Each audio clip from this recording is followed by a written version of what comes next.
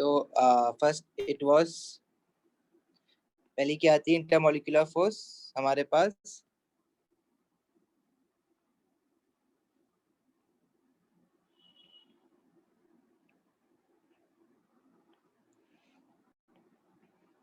Van der Waals, या जिसको हमने टेम्परेरी डायपोल,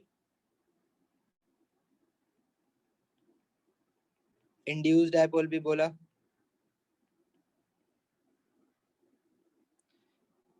दूसरी permanent dipole dipole,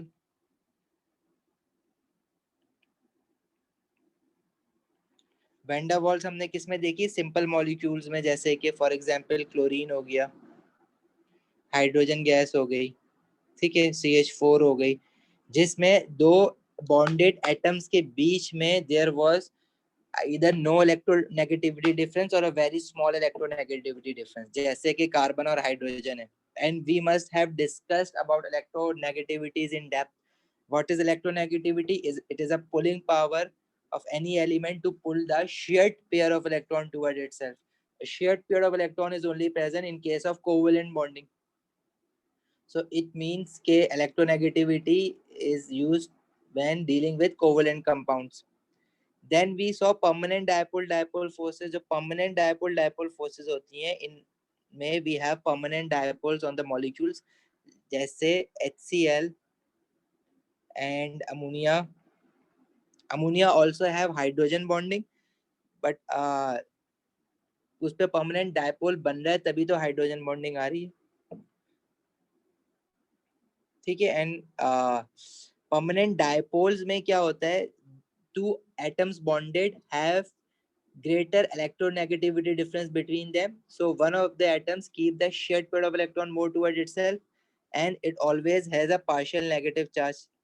In a case of HCl, Cl negative will have a partial negative charge and hydrogen will have a partial positive charge. In case of ammonia, nitrogen is being more electronegative, it will have partial negative charge, and all the hydrogens attached to it will have partial positive charges, and these partial negative and positive charges will attract other neighboring ammonia or HCl molecules.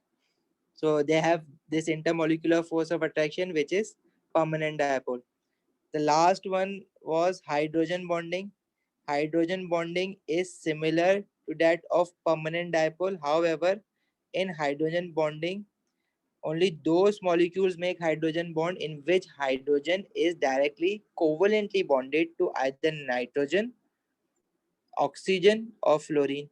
If hydrogen is bonded to fluorine, it means the hydrogen bond formed will be the strongest, as fluorine is the most electronegative element in the periodic table.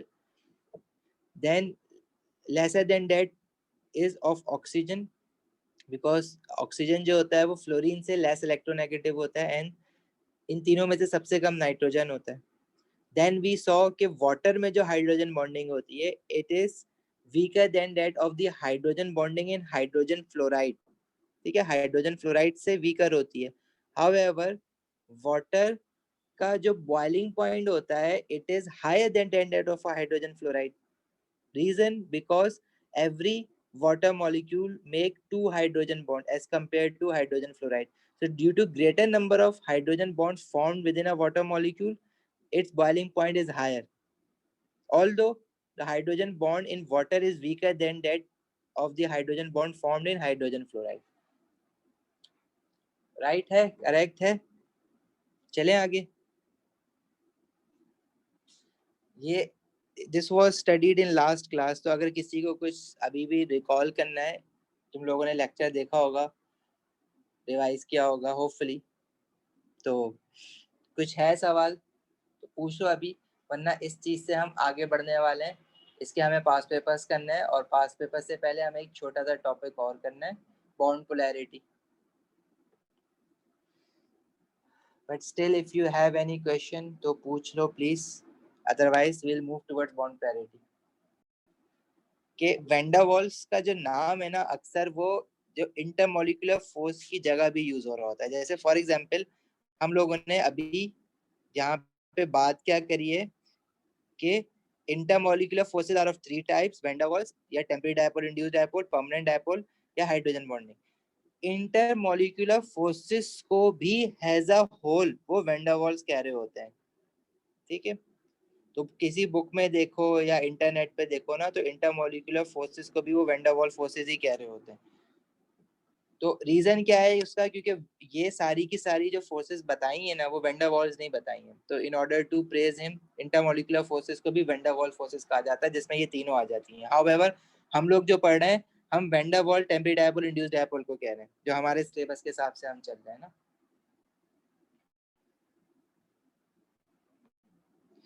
अच्छा, अभी इसमें अपना क्या कहते हैं, van der Waals क्यों होती हैं, परमानेंट डायपोल क्यों होती है। जैसे यहाँ पे लाइन लिखी हुई थी ना, van der Waal forces due to permanent dipole, तो ये वैन डर वाल फोर्सेस या basically is talking about intermolecular forces due to permanent dipole. जैसे ये पार्शियल नेगेटिव पार्शियल पॉजिटिव के बीच में, दैट वी डिस्कस्ड क्या कहते हैं, वैन डर वाल फोर्सेस जो बिटवीन मोनोएटॉमिक या सिंपल कोवलेंट मॉलिक्यूल, जिसमें atoms are bonded together without any electronegativity difference. सही है, जिसमें टेम्परेरी डायपोल और इंड्यूस्ड डायपोल बनते हैं। अगर नहीं याद है तो प्लीज रिकॉर्डेड लेक्चर दोबारा से देख लेना, this chapter is very important. अच्छा देखो, van der Waal forces affect कैसे होती है। हम लोगों ने ना हाइड्रोजन बॉन्डिंग का इफेक्ट देखा कि फ्लोरीन के साथ अगर हाइड्रोजन लगा हुआ है तो जो फ्लोरीन हाइड्रोजन फ्लोराइड में हाइड्रोजन बॉन्डिंग होगी वो स्ट्रॉन्गर होगी as compare to water and as compare to ammonia. इसी तरह वैन डर वाल फोर्सेस भी ना अफेक्ट हो रही होती है। वैन डर वाल फोर्सेस जो हमारी अराइज हो रही है, उसका रीजन क्या है, ड्यू टू रोटेशन और revolution of electrons around the nucleus. Nucleus के सराउंडिंग में इलेक्ट्रॉन रिवॉल्व कर रहा था at any particular instant of time. अगर if all these electrons are synchronized and passing through one location, so this region will have greater charge, electron charge density, and this region will become partial negative and the region opposite to it will become partial positive. If there is a neighboring atom or molecule, so what will happen, this higher electron charge density would repel the electrons in the neighboring atom or molecule to the other side, और उसके electron जो है वो यहाँ चले जाएंगे, and that atom or molecule will have partial negative and this will have partial positive. So what will happen, this partial negative and positive will attract each other, and this is basically van der Waals. So van der Waal arises due to the presence of electrons in the shells or around the nucleus of an atom. So how can van der Waal forces be increased, किस में ज्यादा होगी किस में कम होगी? Obviously one factor is number of electrons. So any atom or molecule having greater number of electron will have stronger van der Waal forces. तो basically हम लोग अभी क्या देख रहे हैं, factors affecting van der Waal forces.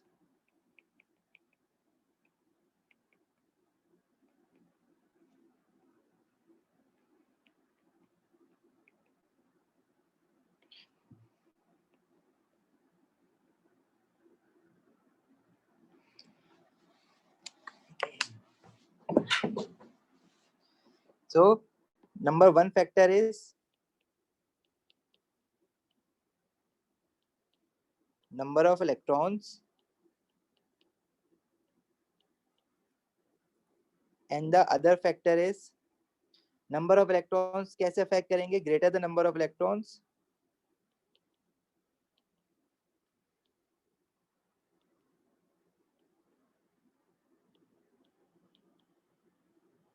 stronger the van der Waal forces.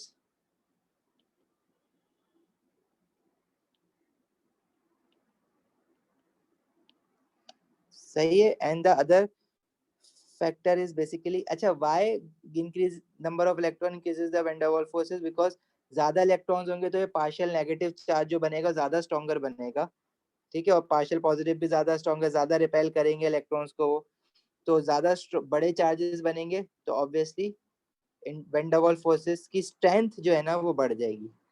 Second factor is, अच्छा इसकी कुछ एग्जांपल्स भी ले लो। जैसे फॉर एग्जांपल अगर मैं आपसे पूछूं कि we have helium atoms, helium exist as a monatomic atom, तो बिटवीन टू हीलियम एटम जो वैन डर वाल फोर्सेस होंगी वो कितने इलेक्ट्रॉन्स की वजह से, helium as a proton number 2, तो 2 इलेक्ट्रॉन इसके पास 2 इलेक्ट्रॉन इसके पास। अच्छा, कंसीडरिंग क्लोरीन सर एक चीज मॉलिक्यूल बताएं, Cl2। जी सर अगर जैसे इलेक्ट्रॉन्स ज़्यादा हैं तो उससे आपने बताया कि जो है ना वो वैन डेर वाल्स फोर्सेस ज़्यादा स्ट्रांग होंगी, तो यस उससे जो है वो बॉन्ड ब्रेक करने में भी उसकी ज़्यादा लगेगी। यस, आगे भी बोल दो। बॉन्ड बस सर ये पूछना था क्योंकि वेंडरवॉल्स वो का जो कंफ्यूज था थोड़ा। इंटरमोलिकुलर फोर्सेस है ना वो ज्यादा होंगी। आगे की बात भी पूरी कर दो ना। अगर इंटरमोलिकुलर फोर्सेस स्ट्रॉन्गर होंगी तो बॉइलिंग पॉइंट ज्यादा होगा। अब हीलियम की अगर मैं बात करूं तो दो हीलियम एटम्स के बीच में जो वेंडरवॉल फोर्सेस हैं वो कितने इलेक्ट्रॉन्स की वजह से हैं? हीलियम के दो एटम, दो इलेक्ट्रॉन, और दूसरे हीलियम के दो electron. But if we consider chlorine gas तो क्लोरीन मॉलिक्यूल्स होंगे उसमें, और क्लोरीन मॉलिक्यूल्स में एक क्लोरीन एटम के पास 17 इलेक्ट्रॉन्स होते हैं because it has a proton number of 17. So a chlorine molecule which has two chlorine atoms will have total how many electrons? 34. So every chlorine molecule has 34 electrons. तो अब जो वेंडावॉल forces होंगी वो obviously जो 2 electron की वजह से है और जो 34 इलेक्ट्रॉन की वजह से बड़ा फर्क होगा। तो इंटरमोलिकुलर फोर्सेस या van der Waals forces between chlorine molecules जो है वो मच स्ट्रॉन्गर होंगी as compare to intermolecular forces या van der Waals forces between helium gas, helium atoms, जिसकी वजह से greater amount of energy is required to overcome the intermolecular forces in chlorine. So chlorine must have higher boiling point than helium. Right? समझ आई बात guys? Murtuza, Tahmina, Tanzeel, Tanzeem. Yes sir.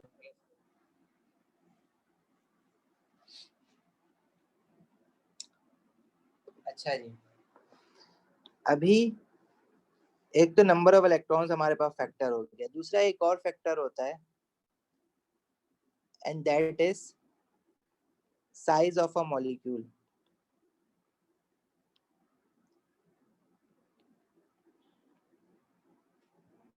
And how does the size of a molecule affects? देखो size बढ़ेगा तो you can say कि number of electrons बढ़ रहे हैं, तो साइज ऑफ अ मॉलिक्यूल को ना नंबर ऑफ इलेक्ट्रॉन्स में ही हम शामिल कर देते हैं, इसको हम अलग फैक्टर नहीं बनाते। हम बेसिकली ना साइज को मोर एक्यूरेटली अगर बोले ना तो this is surface area of a molecule. अब लेट से मैं आपको कहूं कि मेरे पास ब्यूटेन है। You guys know what is butane right, from O level C4H10। ठीक है, मेरे पास एक ब्यूटेन ऐसा है विच इज स्ट्रेट चेन, और जो एक सैंपल ऐसा है, और जो दूसरा ब्यूटेन का सैंपल है दैट इज आइसोब्यूटेन। आइसोब्यूटेन क्या होता है? Isomer of butane. और इसके पास कार्बन चेन जो होती है वो स्ट्रेट नहीं होती बल्कि ब्रांच्ड होती है।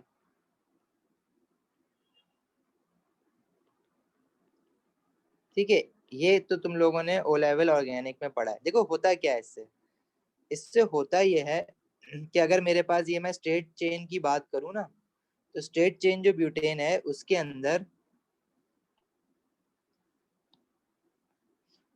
हमारे पास देखो कांटेक्ट पॉइंट ज्यादा है। वेंडर या पार्शियल नेगेटिव यहाँ बना, पार्शियल पॉजिटिव यहाँ बना, या पार्शियल पॉजिटिव बना, पार्शियल नेगेटिव, पॉजिटिव नेगेटिव, तो कांटेक्ट पॉइंट देख लो एक पूरे मॉलिक्यूल में ज्यादा बन रहे हैं।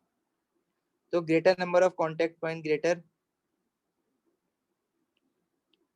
Number of contact points, greater van der Waal forces.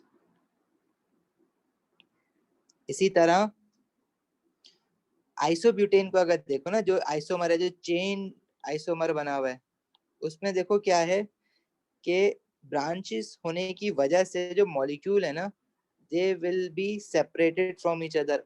मतलब अगर यहाँ पे एक पार्शियल नेगेटिव पार्शियल पॉजिटिव तो बने हुए थे ऑलरेडी, लेकिन अट्रैक्शन जो हो रही है ना वो सिर्फ जो करीब करीब है उनकी हो रही है, क्योंकि वो बहुत ज्यादा दूर हो जाएंगे।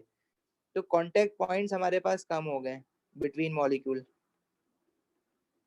Point decreases. ठीक है, तो सरफेस एरिया अफेक्ट होने की वजह से सरफेस एरिया अगर कम हो गया है, कांटेक्ट पॉइंट्स अगर कम हो गए तो वेंडर वॉल फोर्सेस कम हो जाएंगी क्योंकि वो अट्रैक्ट नहीं हो पा रहे। तो आइसोमर्स के हम बारे में हम बात करते थे ना, they have the same chemical properties but different physical properties. So which was the different physical property? Boiling point. और क्यों बॉइलिंग पॉइंट इनके डिफरेंट हो जाएंगे? क्या नंबर ऑफ इलेक्ट्रॉन डिफरेंट है इनके पास? नहीं, नंबर ऑफ इलेक्ट्रॉन तो सेम है because they have the same molecular formula, same type and number of atoms they have. However, boiling point of isobutane is lesser than that of boiling point of straight chain butane. Reason? Because more contact points in straight chain. More contact points का मतलब है greater van der Waals forces. Greater van der Waals forces होगा तो higher boiling point. Why higher boiling point? Because more heat या energy is required. More heat or energy is required to overcome intermolecular forces of attraction. अच्छा, bond breaking में we always say कि more heat is required to break the bonds. लेकिन intermolecular forces में ना you can write break the intermolecular forces, but the correct word is to overcome the intermolecular forces. ठीक है, तो try to learn this word, overcome intermolecular forces. Right? समझ आई यहाँ तक बात?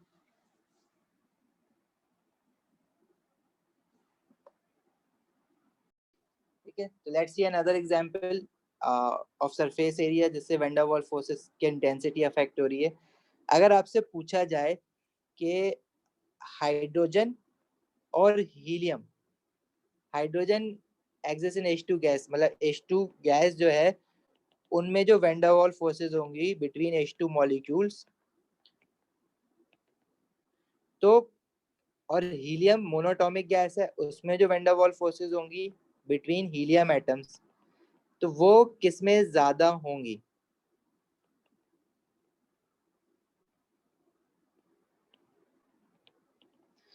कौन बताएगा? अगर you have to consider the two factors, number of electrons and surface area. Surface area या साइज ऑफ अ मॉलिक्यूल को भी सरफेस एरिया में वो शामिल कर रहा होता है, साइज ऑफ अ मॉलिक्यूल को नंबर ऑफ इलेक्ट्रॉन्स में भी हम लोग कंसिडर कर रहे होते हैं।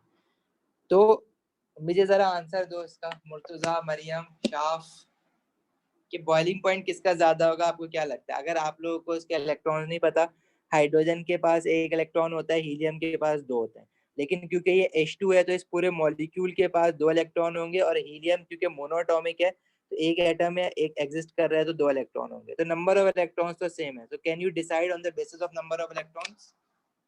नो नो, बट स्टिल किसका फिर बॉइलिंग पॉइंट ज्यादा है? बॉइलिंग पॉइंट ज्यादा किसका है? हाइड्रोजन का ज्यादा है। रीजन? नंबर ऑफ इलेक्ट्रॉन्स तो सेम है बट सरफेस एरिया हाइड्रोजन का ज्यादा है। क्यों? Because it is a molecule. क्योंकि ये तो मैंने H2 साथ बना दिया ना, लेकिन ये तो आपको पता है कि ये ऐसे होगा, दो हाइड्रोजन एटम्स इस तरह से होंगे, तो इनका surface area will be larger as compare to helium जो कि मोनोएटॉमिक फॉर्म में है,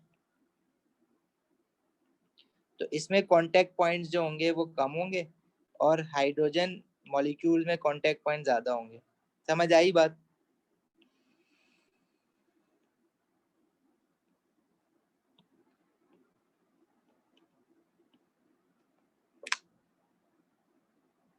शाफ? जी सर। चलो मूविंग ऑन। अच्छा, अपना कुछ इसके कुछ एग्जांपल्स देख लेते हैं ताकि तुम लोग की चीज पक्की हो जाए। अच्छा, इसमें देखो ग्रुप 17 को जानते हो ना? पहले ग्रुप 17 में आता है fluorine. Fluorine exist in F2, chlorine Cl2, दोनों सारे के सारे ग्रुप 17 के एलिमेंट्स हैलोजेंस की बात कर रहे हैं जो कि डायोटॉमिक फॉर्म में एग्जिस्ट करते हैं। Fluorine, chlorine, bromine, iodine. Astatine की हम जरा स्टडी नहीं करते, बस आयोडीन तक करते हैं। तो डाउन द ग्रुप तुम्हें क्या लगता है बॉइलिंग पॉइंट इंक्रीज होगा या डिक्रीज होगा? Down the group boiling point increase होता है। Reason? Because they only, because they are simple molecules ना, non polar होते हैं, अभी polar non polar भी मैं बताता हूँ. They have, क्योंकि फ्लोरीन का जो मॉलिक्यूल बनेगा वो सिर्फ F और F होगा. अब अगर सेम एटम्स हैं तो will there be any electronegativity difference? No. Fluorine though is the most electronegative element of the periodic table, but when a fluorine atom is bonded to other fluorine atom, so they have the same pulling power, they have the same electronegativity, जिसकी वजह से इनका जो shared pair of electron है ना बीच में रहेगा, क्योंकि राइट वाला फ्लोरीन और लेफ्ट वाला फ्लोरीन एक ही पावर से इलेक्ट्रॉन को खींच रहे हैं, तो they will stay in between, so they will not have partial negative and positive charges. तो ऐसे molecule को हम non polar कहते हैं. जब when they do not have partial negative and positive charges, it means इनके पास dipole तो नहीं है. The only intermolecular forces they must be having between two fluorine molecules is van der Waals, क्योंकि और electron rotate तो कर रहे हैं ना, ऑर्बिट तो कर रहे हैं ना, तो टेम्पररी डायपोल इंड्यूस्ड डायपोल बन रहे हैं, but they do not have permanent dipoles. So only forces is van der Waals या temporary dipole induced dipole forces. तो किस में ज्यादा होंगी temporary dipole induced dipole forces? Fluorine से ज्यादा होंगी क्लोरीन में. रीजन, फ्लोरीन के पास इलेक्ट्रॉन होता है एक एटम के पास 9, टोटल इलेक्ट्रॉन्स कितने हो जाएंगे 18. क्लोरीन के पास एक होता है 17, तो टोटल 34 हो जाएंगे. तो इसके पास, क्लोरीन के पास ज्यादा है. ब्रोमीन के पास इवन ग्रेटर, क्योंकि ब्रोमीन के एक एटम के पास होता है 35, तो total there would be 70 electrons. तो boiling point of iodine is greatest. Reason, due to greatest van der Waals forces. तो ये बात, अगर तुम स्टेट्स देखो तो fluorine is gas, chlorine is gas, bromine is liquid, iodine is solid room temperature पे. भाई बॉइलिंग पॉइंट इंक्रीज हो रहा है तभी तो इनकी स्टेट गैस से लिक्विड से सॉलिड में आ रही है. और बॉइलिंग पॉइंट क्यों इंक्रीज हो रहा है? Because intermolecular forces between the molecule is increasing. तो ये बात अपने पास लिख लेना about group 17. boiling point down the group 17,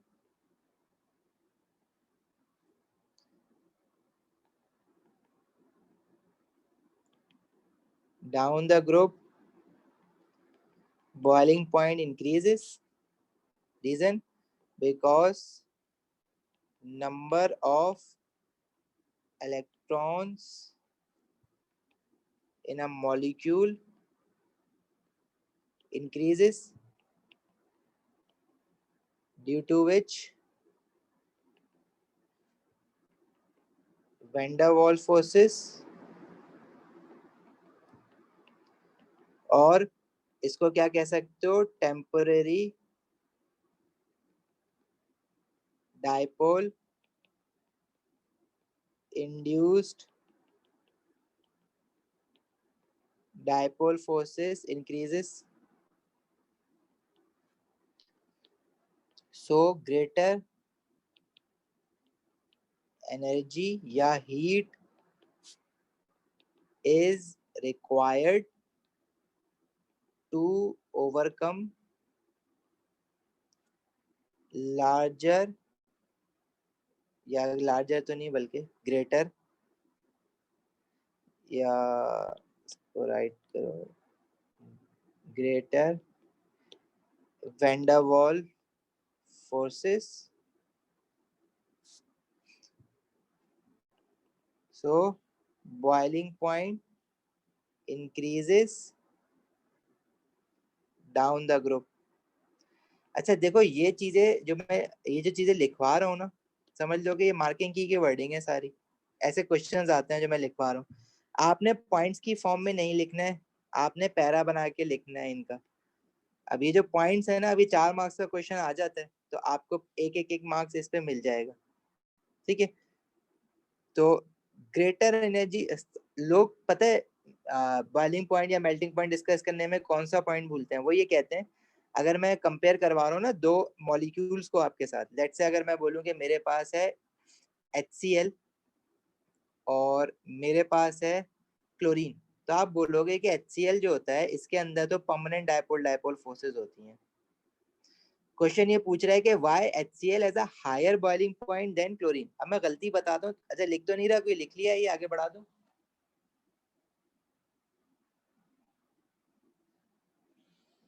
Yes, sir. लिख लिया.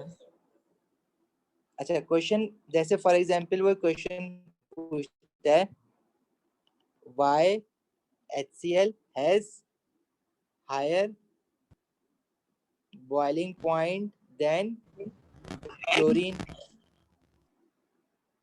कुछ सर कह आप रहे हो? ऊपर कर देंगे, अभी क्या खत्म नहीं किया।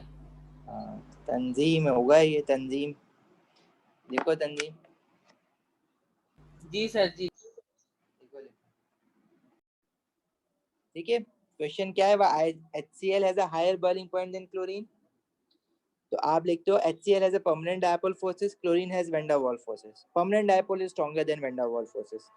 Then you say कि जिसका मैंने लिख दिया कि permanent dipole forces हैं जिसमें, उसका boiling point obviously higher होगा. So what is the need of writing it?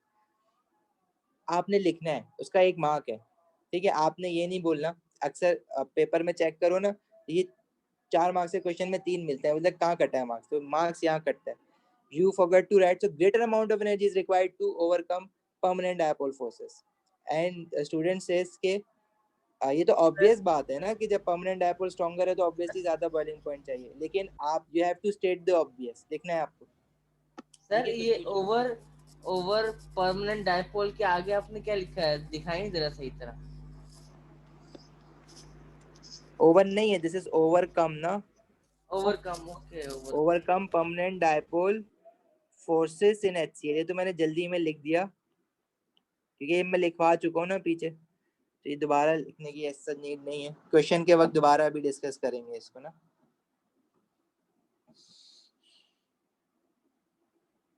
चलें आगे, चलें।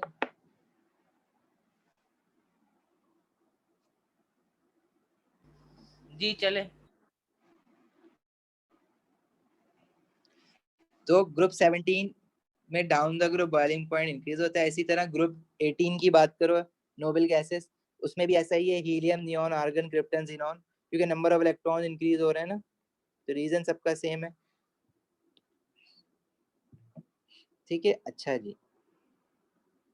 इसी तरह यहाँ पे इसने ना 3 मॉलिक्यूल दिए हुए हैं, this is methane CH4, this is, अच्छा ये डाउन द ग्रुप 4 की, ग्रुप 14 की बात कर रहे हैं ना, सिलिकॉन हाइड्राइड, क्योंकि कार्बन होता है, सिलिकॉन होता है, लेड होता है, लेड हाइड्राइड।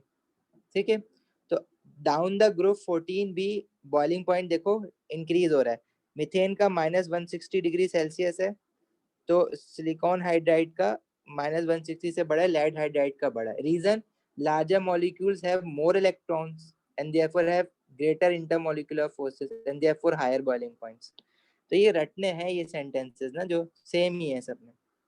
लेकिन टॉकिंग अबाउट ग्रुप 16, ग्रुप 16 क्या होता है? ग्रुप 6 जिसको ओ लेवल में कहते थे, ऑक्सीजन होता है उसमें, then you have sulphur, then you have selenium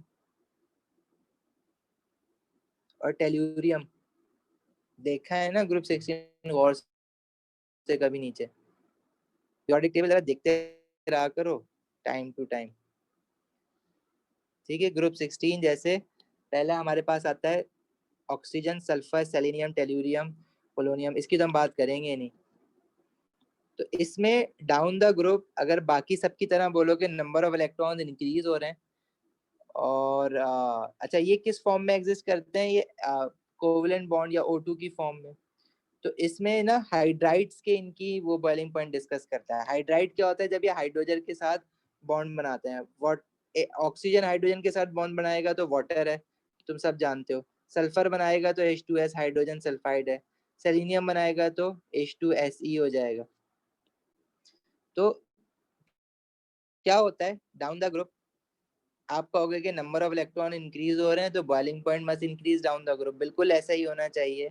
लेकिन एक डिफरेंस क्या आता है इनमें, वाटर जो है ना वो अनएक्सेप्शनली कुछ ज्यादा ही हायर बॉइलिंग पॉइंट पे होता है as compare to H2S, H2Se and H2T। इनका तो आपस में ना, सल्फर, सेलेनियम, टेल्यूरियम को देखो तो आपस में बढ़ रहा है, ठीक है, डाउन द ग्रुप जा रहे हैं।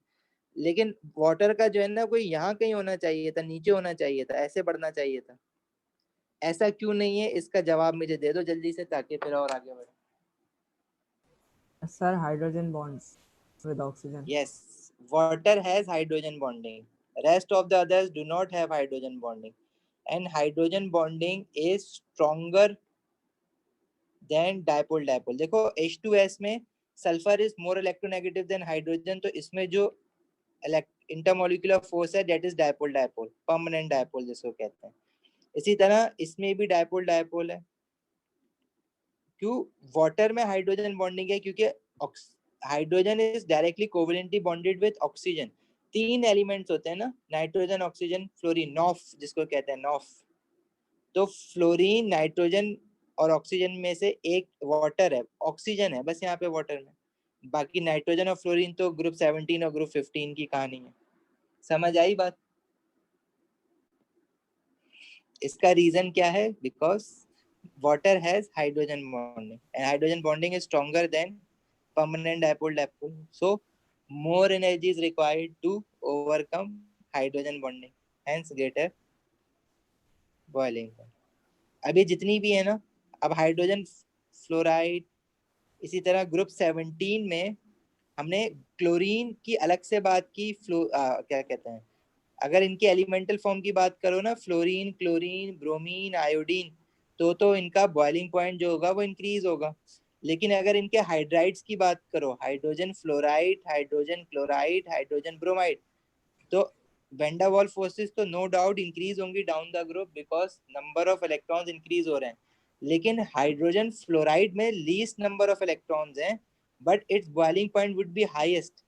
Reason is same, that hydrogen fluoride alone has hydrogen bonding. बाकी इन सब में परमानेंट डायपोल डायपोल है, परमानेंट डायपोल डायपोल है या वैन डर वाल्स हैं. लेकिन हाइड्रोजन फ्लोराइड में हाइड्रोजन बॉन्ड है, इसलिए हाइड्रोजन फ्लोराइड भी अनएक्सेप्शनली हायर बॉइलिंग पॉइंट है. बाकी rest of the group 17 hydrides. इसी तरह ग्रुप 15 में नाइट्रोजन आता है, अमोनिया, इसमें हाइड्रोजन बॉन्डिंग है, इसलिए इसका बॉइलिंग पॉइंट एक्सेप्शनली हायर है as compare to the rest of the group. Phosphorus hydride हो गया और उसके एंड सो ऑन. तो ये जरा समराइज हुआ है जो सारी बातें हुई है ना, ये सारे ग्राफ्स आपस में समराइज हुए हैं. ठीक है, कोई सवाल कुछ पूछना है यहाँ तक?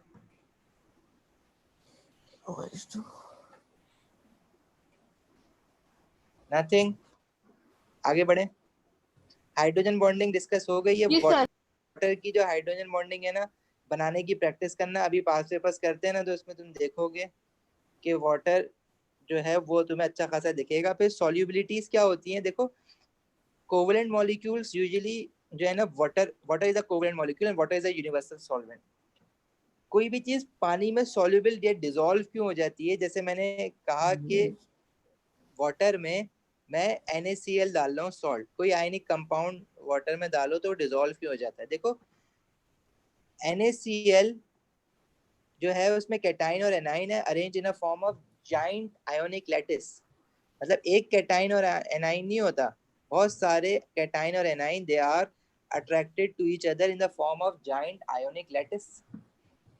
ठीक है. अच्छा, अब if you want to separate these cation and anion, you have to overcome strong electrostatic force of attraction.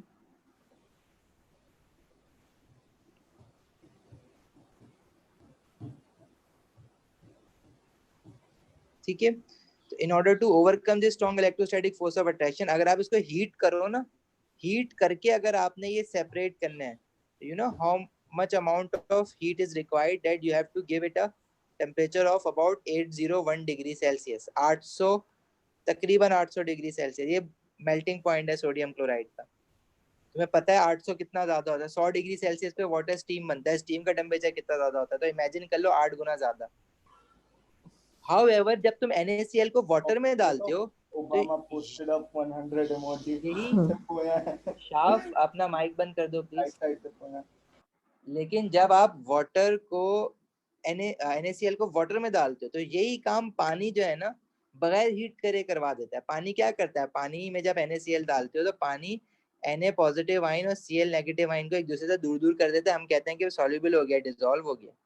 तो पानी ये काम बड़ी इजीली कर रहा है. तुम्हें हीट करने के लिए 800 डिग्री सेल्सियस का टेम्परेचर चाहिए. पानी ये काम कर कैसे रहा है?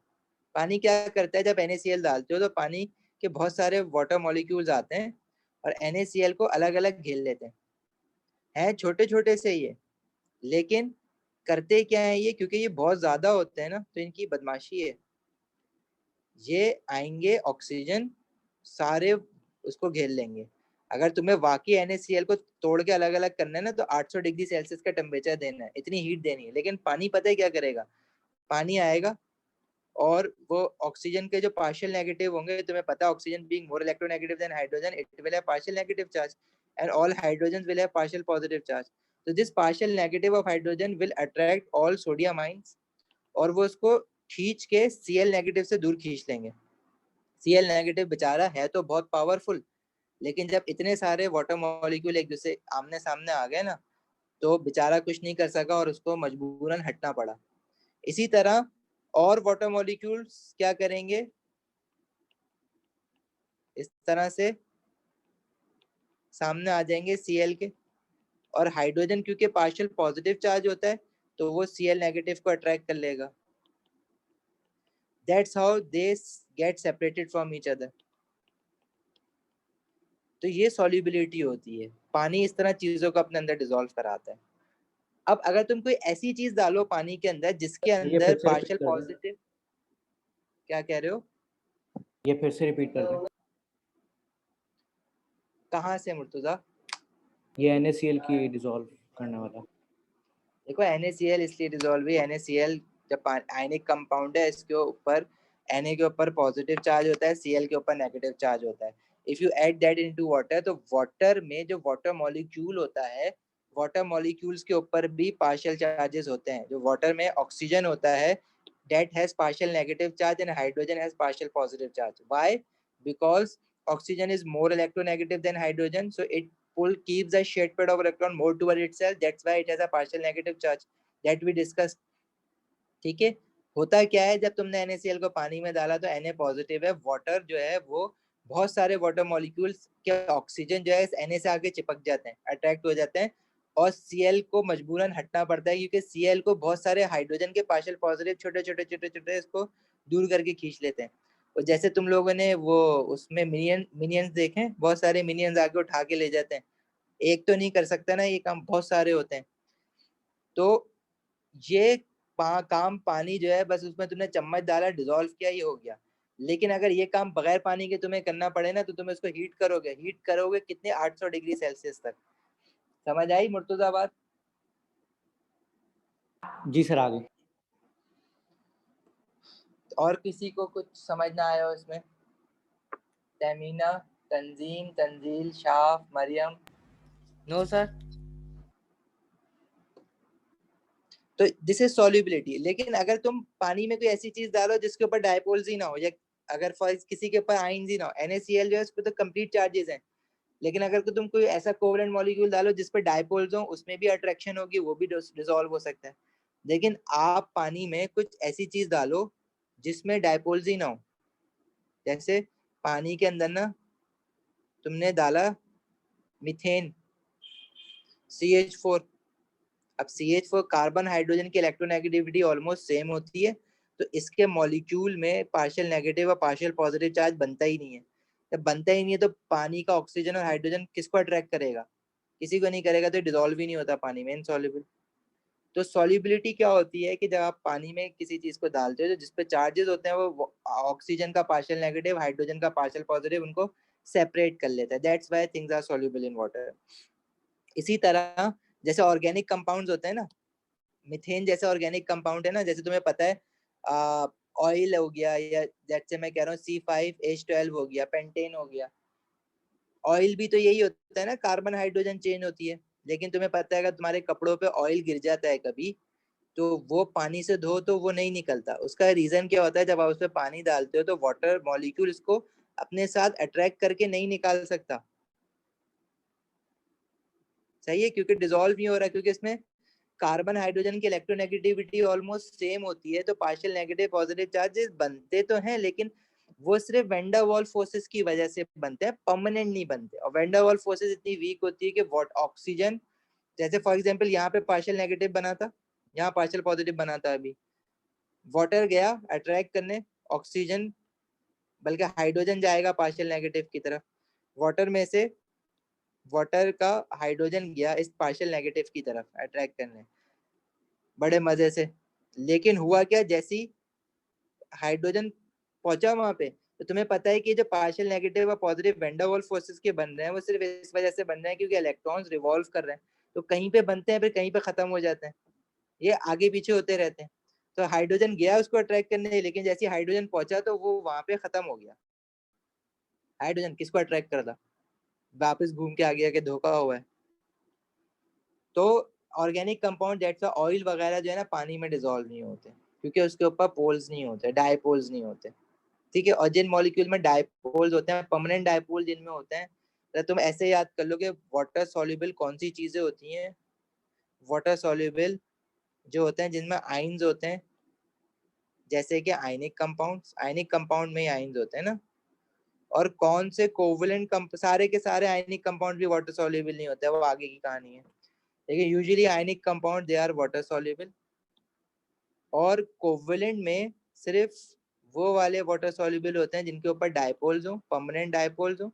डायपोल को ही मैं परमानेंट डायपोल कह रहा हूँ बार बार ना, या फिर जिनमें हाइड्रोजन बॉन्डिंग हो।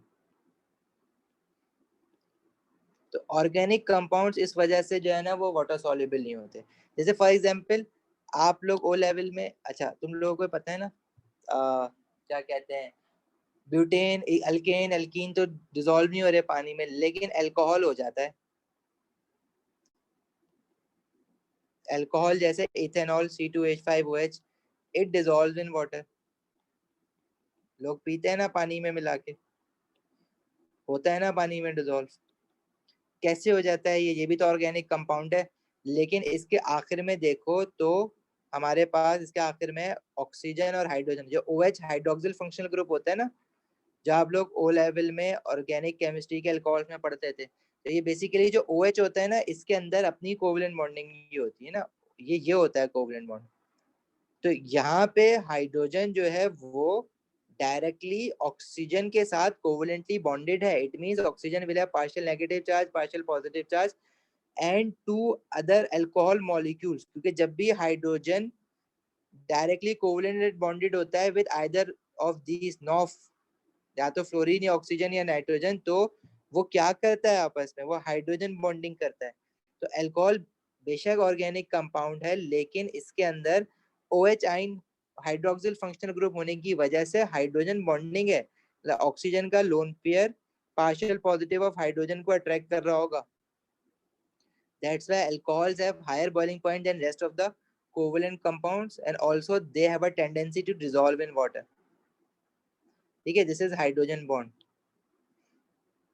और हाइड्रोजन बॉन्ड क्योंकि पार्शियल पॉजिटिव नेगेटिव चार्जेस है, तो obviously they will dissolve in water, they are water soluble.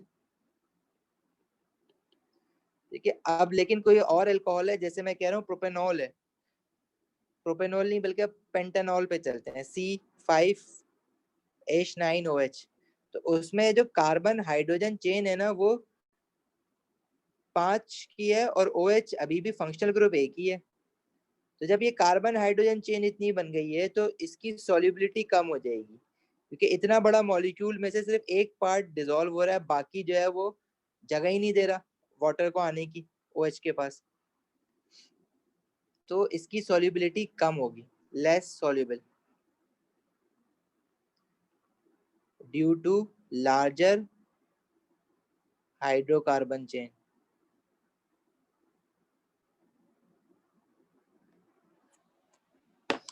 सही है, but still covalent molecule got partial negative and partial positive charge. तो why, what happened कि जो बॉन्ड होता है ना इसमें क्यों ऐसे पोलर डायपोल्स आ रहे हैं, क्योंकि chlorine is more electronegative than hydrogen. तो ये जो डायपोल्स आते हैं इसकी वजह से हम कहते हैं कि जो बॉन्ड है ना ये पोलर हो गया है। ठीक है, और इस मॉलिक्यूल को हम कहेंगे या इस बॉन्ड को हम कहेंगे कि ये पोलर बॉन्ड है, तो उसको हम कहते हैं बॉन्ड पोलैरिटी। और जो इसका डायपोल होता है वो हम लोग इस तरह से शो करते हैं पॉजिटिव से नेगेटिव की तरह, हम कहते हैं कि इसमें डायपोल मोमेंट, इसको हम वर्ड यूज करते हैं डायपोल मोमेंट। अब डायपोल मोमेंट क्या होता है, देखो मोमेंट तुम लोगों ने मोमेंट आर्म पढ़ा है ना, जैसे फिजिक्स में, फोर्स इनटू डिस्टेंस, जो रोटेशन का होता है क्लॉकवाइज या anti clockwise. Similarly dipole moment भी कुछ इस तरह से होता है। जो डायपोल्स होते हैं ये क्योंकि सर इलेक्ट्रॉन्स ये की वजह डायपोल से समझ होता में, है। सर ये पोलर समझ में नहीं आया क्या था, फिर से रिपीट कर हाँ दीजिए। मैं यही बता रहा हूँ। देखो पोलर्स वो होते हैं जिनके पास पोल्स होते हैं। देखो एक तो वो पोलर होता है जो कि अर्थ में अगर बात करो तो अर्थ के पोल्स होते हैं, north pole south pole. Same इसी तरह पॉजिटिव नेगेटिव भी ना, उनको पोल्स कहते हैं, पॉजिटिव पोल नेगेटिव पोल। अगर जिस मॉलिक्यूल में दो पोल्स हैं तो उसको फिर हम डायपोल कहते हैं। तो इसी तरह अगर कोई भी मेरे पास मॉलिक्यूल है जिसमें पोल्स बन रहे हैं, it is partial negative and partial positive, तो उसको हम डायपोल कहते हैं, डायपोल्स बने हुए हैं। उस मॉलिक्यूल को हम कहते हैं कि वो ये मॉलिक्यूल जो बना है ये पोलर मॉलिक्यूल बना है, ठीक है। और उसका जो बॉन्ड है वो पोलर बॉन्ड है। और इस फिनोमिना को हम क्या कहते हैं, बॉन्ड पोलैरिटी। और डायपोल्स की इंटेंसिटी को, बॉन्ड पोलैरिटी की इंटेंसिटी को हम स्टडी करते हैं डायपोल मोमेंट से।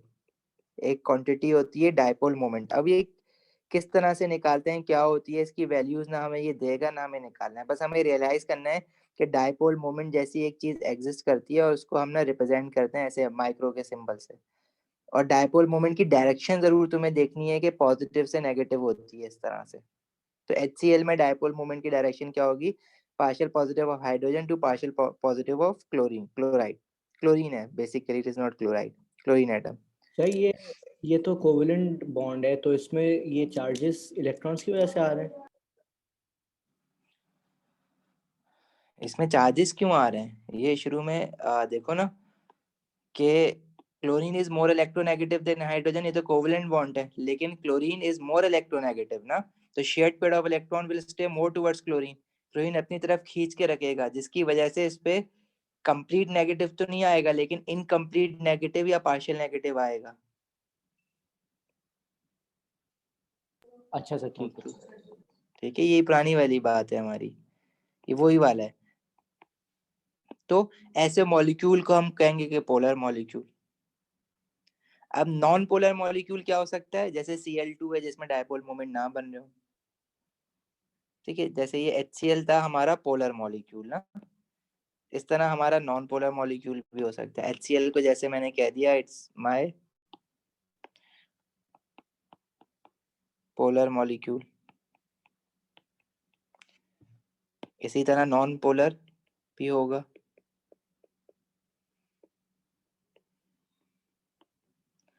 और non polar, let's say we have Cl, chlorine chlorine. अब इस पे डायपोल तो नहीं बनेंगे ना, partial negative partial positive. Reason, क्योंकि shared pair of electron will stay in the middle because both the atoms are chlorine, same electronegativity, so the electronegativity difference is 0, ठीक है, 0 electronegativity difference है इनमें। और जब पोल्स ही नहीं बन रहे तो पोलैरिटी कहाँ से आएगी।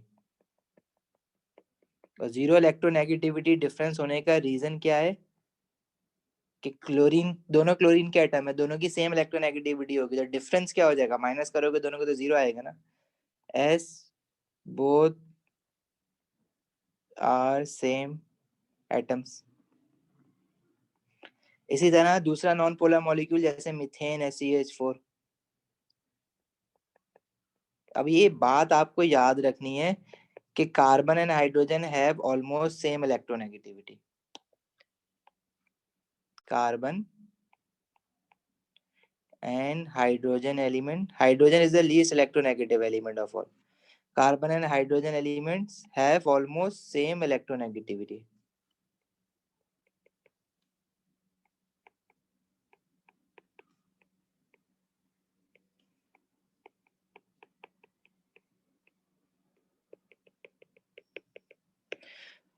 अच्छा, अब तुम्हें ये बात भी पता है कि CH4 जो है वो मॉलिक्यूल ऐसा तो नहीं होगा ना, it will be somewhat like this.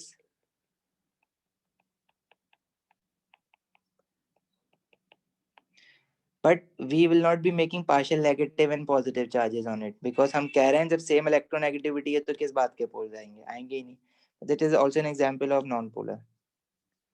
अच्छा, ऐसा भी हो सकता है कि क्या पता हमारे पास कोई मॉलिक्यूल हो जिसमें डायपोल्स तो हो लेकिन वो फिर भी नॉन पोलर हो, मतलब मैं कह रहा हूँ कि ये तो नॉन पोलर मॉलिक्यूल, इनके पास डायपोल्स तो थे, non polar molecule without dipoles, लेकिन दिस इज ऑल्सो पॉसिबल के any molecule may be polar.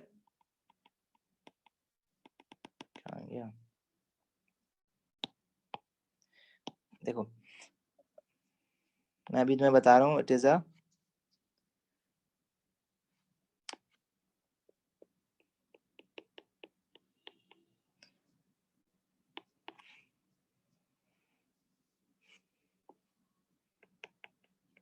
Non polar molecule with dipoles, मतलब उसके पास हैं डायपोल्स जैसे HCl के पास थे, but still it is non polar. जैसे फॉर एग्जांपल ये लिख लिया है तो मैं थोड़ा ऊपर कर दूं, किसी ने ना लिखा हो तो बता देना, नीचे कर दूंगा। तंजीम सर एक चीज़ बताएं जी। सर, जैसे आपने बोला कि अभी आपने बताया था कि Cl2 जो मॉलिक्यूल है वो नॉन पोलर है, मतलब अगर हम लोग बिल्कुल बोलें कि हाइड्रोजन का भी जो डायटोमिक मॉलिक्यूल है वो भी नॉन पोलर होगा क्योंकि दोनों की सेम इलेक्ट्रोनेगेटिविटी होगी। बिल्कुल। तो जो डायटोमिक मॉलिक्यूल्स हैं गैस के वो सारे नॉन पोलर होते हैं। डायटोमिक सारे, डायटोमिक का मतलब है दो एटम, दो सेम हो तो नॉन पोलर है, दो डिफरेंट हो तो देखना पड़ेगा, जैसे मिथेन है ये डिफरेंट है ना, ये डायटोमिक नहीं है, लेकिन सिंपल मॉलिक्यूल तो है लेकिन एलिमेंट्स भी डिफरेंट है, लेकिन still it is non polar. Why? Because carbon and hydrogen have same electronegativity, दो सेम होंगे तो ऑब्वियसली सेम इलेक्ट्रोनेगेटिविटी है ना, दो सेम एलिमेंट है तो जितनी लेफ्ट वाले क्लोरीन की उतनी राइट वाले क्लोरीन की भी है। लेकिन अगर डिफरेंट है तो इलेक्ट्रोनेगेटिविटी हमें तुम्हें याद जो रखनी है ना, वो कार्बन और हाइड्रोजन की रखनी है कि सेम होती है ऑलमोस्ट। Okay sir. सही है। इसी तरह मैं कह रहा हूँ कि कार्बन मोनोक्साइड की बात करते हैं, ये कार्बन मोनोक्साइड की यहाँ एग्जांपल ले लेते हैं ना, तो इसकी बॉन्डिंग तुम लोगों ने देखी है ना, दो नॉर्मल सिंपल बॉन्ड होते हैं, एक डेटिव होता है। Oxygen is more electronegative than carbon, तो it will have partial negative charge and this will have partial positive charge. इसका नेट डायपोल मोमेंट आप बनाओगे तो पॉजिटिव से नेगेटिव बनाते हैं नेट डायपोल मोमेंट, तो इस पे जो नेट डायपोल मोमेंट है, इसको जो माइक्रो का सिंबल बना रहा हूँ, this is non zero, it has a net dipole moment, right. तो this is a polar molecule, this is not a polar molecule, है तो डायटोमिक। तो इसको अगर मैं इस साइड पे बना दूं ना तो ज्यादा बेटर है, क्योंकि पोलर मॉलिक्यूल है, it has a dipole moment. समझ आई बात? Yes sir. तो इसका जो है ना net dipole moment non zero है, मतलब is not equal to zero. However polar जो होते हैं ना उनमें नेट डायपोल, नेट क्या डायपोल ही नहीं है तो नेट क्या बनेगा, मतलब आप जो रिजल्टेंट फोर्स होती है, रिजल्टेंट फोर्स जैसे फिजिक्स से इसलिए जोड़ रहा हूँ उसको, इजी कॉन्सेप्ट है वो, रिजल्टेंट फोर्स जो होती है वो जीरो है, तो आप कह सकते हो कि भाई रिजल्टेंट फोर्स इसलिए जीरो है क्योंकि फॉरवर्ड फोर्स अगर 10 न्यूटन है तो बैकवर्ड फोर्स भी 10 न्यूटन है, ठीक है। लेकिन अगर आप कहो कि ना तो कि फॉरवर्ड फोर्स है ना बैकवर्ड फोर्स है इसलिए रिजल्टेंट फोर्स जीरो है, तो फिर तो बात ही नहीं ना फायदा रिजल्टेंट फोर्स करने का, क्योंकि जब है ही नहीं फॉरवर्ड और बैकवर्ड फोर्स तभी आप देखते हो रिजल्टेंट फोर्स। जब मैं कह रहा हूँ कोई किसी किस्म की फोर्स ही नहीं है तो फिर तो आप बोलो रिजल्टेंट फोर्स जीरो है, तो वो आपको अजीब सी लगेगी बात। इसी तरह मैं नॉन पोलर के लिए बोलूं कि डाइपोल है ही नहीं मेरे पास, तो डाइपोल है ही नहीं तो नेट डाइपोल मोमेंट किस बात का, ठीक है। अगर मैं बोलूं डाइपोल है ही नहीं तो नेट डाइपोल मोमेंट किस बात का। लेकिन कुछ नॉन पोलर मॉलिक्यूल ना ऐसे भी बनते हैं कि डाइपोल्स होते हैं, जैसे कार्बन मोनोक्साइड की एग्जांपल ली ना हमने। अब मैं तुम्हें एक एग्जांपल लेता हूँ कार्बन डाइऑक्साइड की, उसमें कार्बन डाइऑक्साइड का लीनियर स्ट्रक्चर होता है। If you guys remember that carbon dioxide यूं बनता है ना, अब ये स्ट्रक्चर लीनियर होता है। अब शेप भी बड़ा इंपॉर्टेंट हो जाता है इसमें। Carbon being a centre atom it has two bonded region, zero lone pair, this shape is linear having an angle of 180 degree. अच्छा जी, अब oxygen being more electronegative it has a partial negative charges, both the oxygen and carbon will have a partial positive charge. तो इसके जो dipole moment होंगे ना वो positive से नेगेटिव, एक तो यूं होगा और दूसरा यूं होगा। अब जैसे फिजिक्स में फोर्सेस या मैथ्स में वेक्टर्स को ऐड सब्ट्रैक्ट करते हो ना, बिल्कुल ऐसे ही देखो, दोनों डायपोल मोमेंट सेम वैल्यू के होंगे क्योंकि कार्बन ऑक्सीजन के बीच में बन रहे हैं, तो दोनों एक दूसरे अपोजिट डायरेक्शन में dipole moments are equal and opposite. Dipole moments are equal and opposite, जिसकी वजह से हम कहेंगे कि नेट डायपोल मोमेंट जो है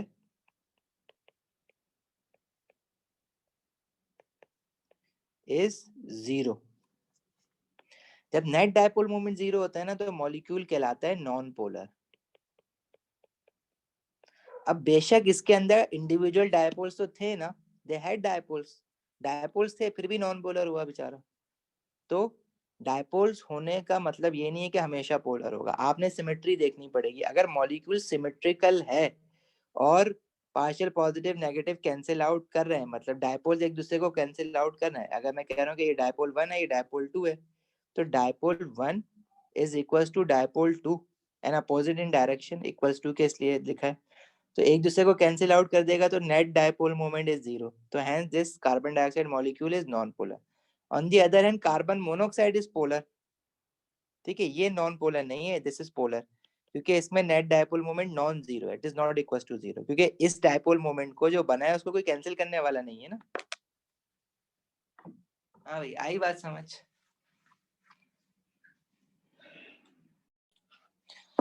अच्छा, अभी ना कुछ एग्जांपल देख लेते हैं बॉन्ड पोलैरिटी की। HCl and water. HCl की तो हमने देख ली ना क्या हो रहा है। अमोनिया, देखो अमोनिया अब तुमने ना शेप ऐसे बनाना है जैसा बनता है नाइट्रोजन, ये बनता है टिग्नल पिरामिडल। मैं इसको वेज यहाँ बनाता था, डॉटेड यहाँ बनाता था और ये यहाँ बनाता था। ये नॉर्दर्न नॉरिस की डायग्राम है तो इसमें इसने यूं बनाई हुई है, but it's okay. This is partial negative, these are partial positive. Dipole moments क्या बनेंगे इनके, पॉजिटिव से नेगेटिव, मतलब यूं बनेगा एक हाइड्रोजन टू नाइट्रोजन, इसका यूं बनेगा, इसका यूं बनेगा। तो ओवरऑल देखो तो मिलके रिजल्टेंट ऊपर जा रहा है, कैंसिल आउट तो नहीं कर रहे होंगे सारे एक दूसरे को, पॉसिबल नहीं है।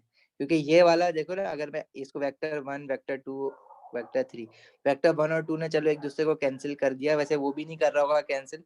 तुम लोग फिजिक्स पढ़ते हो ना, फोर्सेस को रिजॉल्व करते हो, जैसे एक वेक्टर ये हो गया, एक वेक्टर ये हो गया, इसी तरह इसका एक ये हो गया, इसका एक ये हो गया, तो जो हॉरिजॉन्टल है वो तो एक दूसरे को कैंसिल आउट कर देंगे, ठीक है, लेकिन जो वर्टिकल है वो तो एक दूसरे में ऐड हो जाएंगे ना। तो 1 और 2 का वर्टिकल ऐड हो जाएगा और इसी तरह जो नीचे से वर्टिकल आ रहा है वो ऐड हो जाएगा, तो ओवरऑल ऊपर एक वर्टिकल डायपोल मोमेंट मिल जाएगा तुम्हें। सही है, तो फिजिक्स के रेजोल्यूशन ऑफ फोर्सेस लगा देना आराम से। इसी तरह वाटर में देखो H2O बैंड शेप होता है, तुम्हें पता है बैंड जो है वो ऐसे बनता है, 104.5 डिग्री वाला बैंड है ये, बैंड नॉन लीनियर, एक यूं बनेगा एक यूं बनेगा, इनका रिजल्टेंट जो होगा वो अपवर्ड बनेगा ऐसे करके। सही है, तो these all are polar molecule because they have net dipole moment non zero, मतलब कोई ना कोई वैल्यू होगी इनकी, कैंसिल आउट नहीं हो रहे हैं। चलें आगे बढ़े। Yes sir. अच्छा, इसी तरह देखो CH4 को हमने ना नॉन पोलर करार दे दिया था। सर ऊपर आप दिखाएंगे, एक मिनट। जी जी सर मैं कह रहा था सारे एरो जो है ना S माइनस के ऊपर है, मतलब कि उसके साइड में।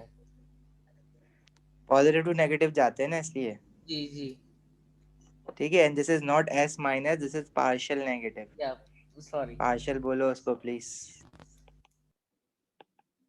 पार्शियल या इनकम्प्लीट, समझ आ गई बात? जी सर। क्योंकि पॉजिटिव या नेगेटिव दिखाते हैं डायपोल मोमेंट। अच्छा जी, अच्छा CH4 जो है ना उसको हमने नॉन पोलर इसलिए कह दिया कि CH4 जब बनेगा ना तो होता तो वो टेट्राहेड्रल है, लेकिन कार्बन हाइड्रोजन का हम कहते हैं यार इलेक्ट्रोनेगेटिविटी डिफरेंस जो होता है ना वो सेम होता है, तो इन पे चार्जेस ही नहीं आते, इसलिए ना इसको नॉन पोलर कह देते हैं। लेकिन कार्बन फिर भी स्लाइटली मोर इलेक्ट्रोनेगेटिव होना चाहिए देन हाइड्रोजन, जो कि होता भी है, लेकिन वो डिफरेंस बड़ा कम होता है। लेकिन अगर मैं एक हाइड्रोजन हटा के या दो हाइड्रोजन हटा के या हाइड्रोजन की जगह कुछ और हो, जैसे फॉर एग्जांपल यहाँ पे इन्होंने CHCl5 की एग्जांपल दी हुई है, तो ये भी टेट्राहेड्रली बनेगा। जैसे फॉर एग्जांपल यहाँ पे क्लोरीन आ गया, यहाँ क्लोरीन आ गया, यहाँ क्लोरीन आ गया, यहाँ हाइड्रोजन आ गया, तो carbon is partial negative, partial positive. अच्छा, अब क्लोरीन को अगर देखोगे ना, बल्कि क्लोरीन के हिसाब से देखो, कार्बन के साथ हाइड्रोजन के हिसाब से क्यों देख लो, chlorine is more electronegative than carbon, तो these are partial negative, hydrogen is, carbon is partial positive.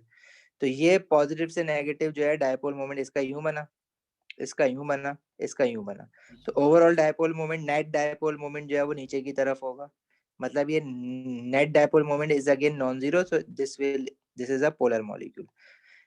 सही है, सिमेट्री होगी। सिमेट्री के क्या मतलब होता है, अभी हम देखते हैं ना कि अगर कोई ऐसा मॉलिक्यूल जिसके अंदर डायपोल्स होते हुए भी वो नॉन पोलर है, इट मींस वो सिमेट्रिकल है। जैसा राइट वैसा लेफ्ट पे होगा, जैसा ऊपर टॉप वैसा बॉटम पे होगा, तो उसके डायपोल मोमेंट कैंसिल आउट हो रहे होंगे, वो नॉन पोलर होगा। इजी है, एग्जाम्पल जो है वो दो चार करोगे तो तुम्हें याद हो जाएगी। पास पेपर्स में भी यही सारी आई हुई हैं, सारी पास पेपर्स की हैं। अमोनिया की बात करो, NH3, तो ये बात हो गई हमारी। इसी तरह अपना SOCl2, तो इसमें इसको थायोनाइल क्लोराइड, अच्छा इसमें पार्शियल नेगेटिव ऑक्सीजन हो जाएगा। सल्फर से कंपेयर करो तो तुम्हें पता है कि सल्फर और क्लोरीन में हमारे पास जो होता है, क्लोरीन इज पार्शियल पॉजिटिव आ जाएगा उस पर, क्योंकि सल्फर मोर इलेक्ट्रोनेगेटिव होता है। अच्छा, अभी तुम ओवरऑल डायपोल देखो तो कैंसिल आउट नहीं हो रहा। अब ये दो क्लोरीन जो है ना, इनका जो ओवरऑल डायपोल मोमेंट आप बनाओगे ना, it would be something like this, और इसका जो है सल्फर से ऑक्सीजन जो होगा वो यूं होगा। तो क्लोरीन के जो वर्टिकल वर्टिकल है, ऊपर नीचे जो जा रहे होंगे वो तो कैंसिल हो जाएंगे, लेकिन ओवरऑल हॉरिजॉन्टल होगा लेफ्ट साइड पे, जो कि हम यूं करके बना रहे हैं, पॉजिटिव से नेगेटिव। तो again net dipole moment is non zero, it means it is a polar molecule.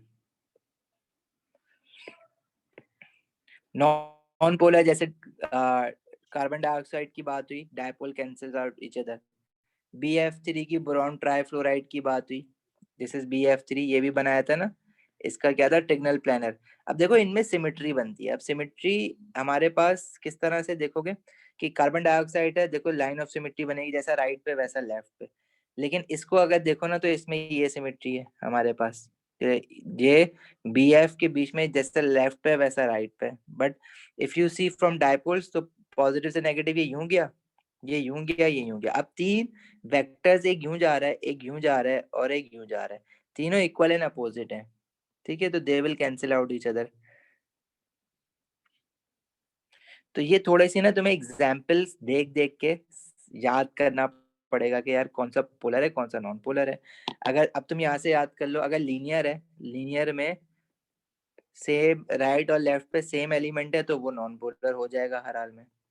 इसी तरह अगर ट्रिगनल प्लानर है, और ट्रिगनल प्लानर में जो तीन एलिमेंट लगे हुए होते हैं, जैसे BF3 है, इसी तरह AlCl3 होगा, ये सारे नॉन पोलर में चले जाएंगे।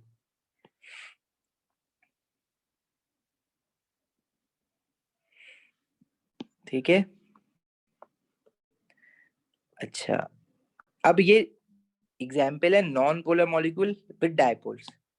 अब डायपोल तो थे इनमें, लेकिन फिर भी ये नॉन पोलर क्यों थे कि डायपोल कैंसिल आउट हो रहे थे। जैसे CCl4 है, अब जैसे हमने मीथेन पढ़ा ना, CH4, इसी तरह अगर मैं सारे क्लोरीन लगा दूं,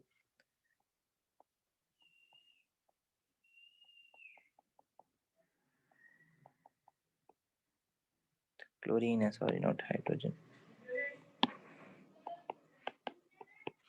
ठीक है, ये वाला, तो मैंने ये वाला नीचे बना दिया।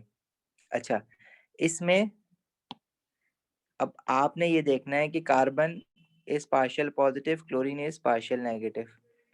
अब इसके जो नेट डायपोल मोमेंट है ना, ये ऊपर नीचे यूं गया, ये यूं गया, ये यूं गया, ये यूं गया, तो ये डायपोल मोमेंट जो है वो एक दूसरे से कैंसिल आउट हो जाता है।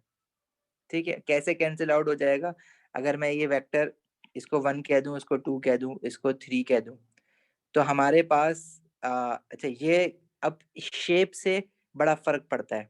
ठीक है, CCl4 को मैं नॉन पोलर कह रहा हूँ क्योंकि इंडिविजुअल डायपोल इनके कैंसिल आउट हो रहे हैं। ठीक है, शेप से बड़ा फर्क पड़ता है क्योंकि ये सिमेट्रिकल है। सिमेट्रिकल कैसे है? जैसे तुम्हारे पास ट्राइपॉड होता है ना, ट्राइपॉड की 3 टांगे यूं होती हैं, एक ऊपर टांग यूं होती है। अगर तुम लाइन ऑफ सिमेट्री बनाओ ऊपर से तो ऐसे तीनों हिस्सों में मतलब डिवाइड हो जाएगा वो, तो सिमेट्री देखोगे तो डिसाइड कर सकोगे। और सेम एलिमेंट भी होने चाहिए, ये भी देखना पड़ेगा।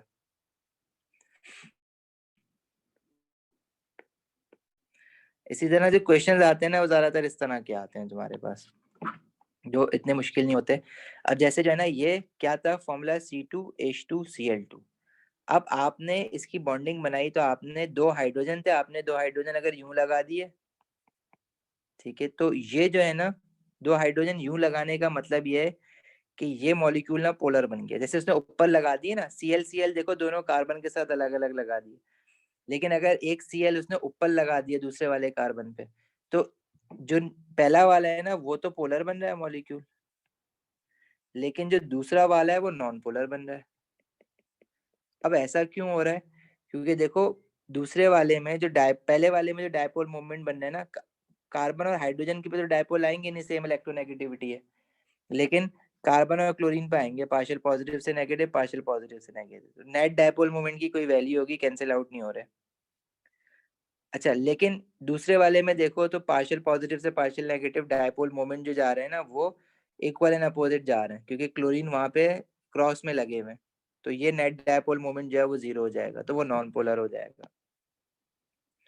इसके क्वेश्चन आसान आते हैं, इतना नहीं फंसोगे। ठीक है, वैसे कह रहे describe whether the following bonds are polar और non polar. If the bond is polar, state which is partial positive and explain whether or not the molecule is polar. अब CO in carbon dioxide, तो bond तो polar है क्योंकि oxygen पे partial negative आएगा, carbon पे partial positive, इस oxygen पे पार्शियल नेगेटिव, तो हमारे पास bond is polar.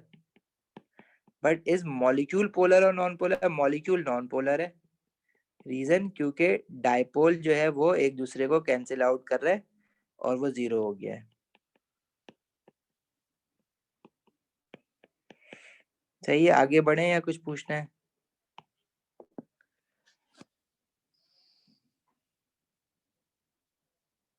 No sir, no. गए हो लगता है, जल्दी क्लास खत्म कराने की चाह।